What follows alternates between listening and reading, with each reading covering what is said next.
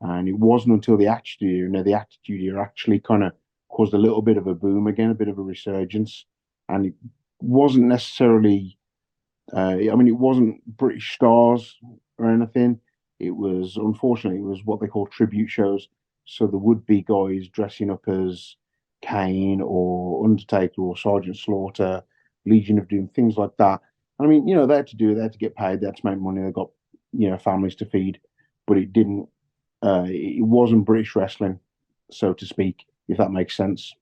I appreciate you bringing that up because that is something that I plan to talk about later on. But since you brought it up, I'm so fascinated by it because I would see those, those old ads. Sometimes they'll pop around on Twitter or X or whatever you call it, or Instagram, and you'll see, it's a fake Kane and not that fake Kane, but a British fake Kane, and you have all these like kind of rip off gimmicks, and it's interesting because there was that kind of stuff way back in like the 50s and 60s in the United States where Jack Pfeffer, I believe is how his name's pronounced, and he had like a fake Bruno Sammartino, and he would just change the name a little bit so people would be thinking it's the real one and they would come to the shows. Was that the kind of same idea? Like when you say tribute shows, was it kind of a deceptive practice where it was like, okay, we can trick people into thinking it, or was it like legitimately like a cover band?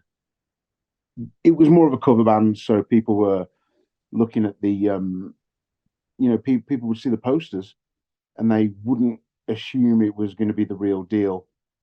But the promoters were cashing in on the new popularity of, pro wrestling through the Attitude Era, and they're advertising these people that looked like, to a degree, certain stars, and they would change the names very slightly. So instead of Legion of Doom, it was Legend of Doom, things like that. So it was quite silly, but it was never a deceptive practice in my mind anyway.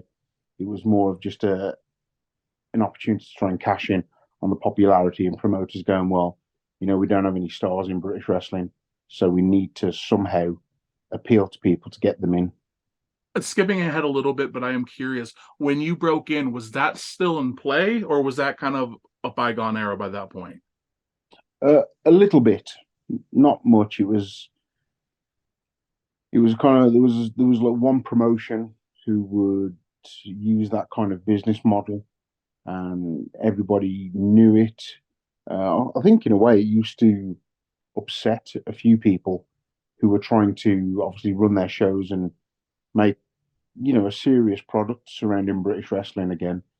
And then at the town hall the next month after them, or at another venue in the same kind of town, whereas their show is, they would have this tribute show, so to speak, and it would upset a lot of promoters because they felt like it was undoing their work almost.